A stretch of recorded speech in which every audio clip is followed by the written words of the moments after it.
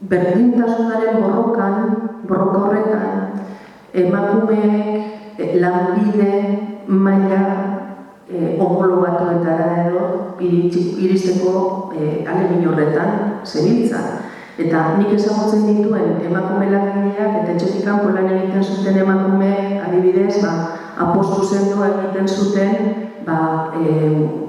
etxean erantzuteko, baina lanean ere erantzuteko eta seme-alabak ondo hezteko, eta orduan adibidez, haurtzaindegien sistema eta oso zabalduta zegoen eta oso ondo ikusten zen umeak anuztea emakumeak bere alderdi laboral hori edo garatzeko.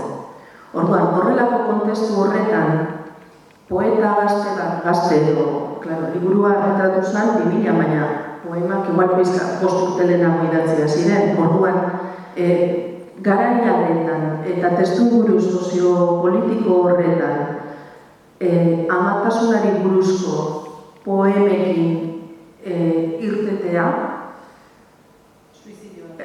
horrek suposatzen zuen tradizionalisten hildoari jarraitzea, eta orduan aukeratu egin ninduen nire ustez esanguratsuenak ziren eta nire gutunenak ziren kalitate handienak zeukaten bi poema.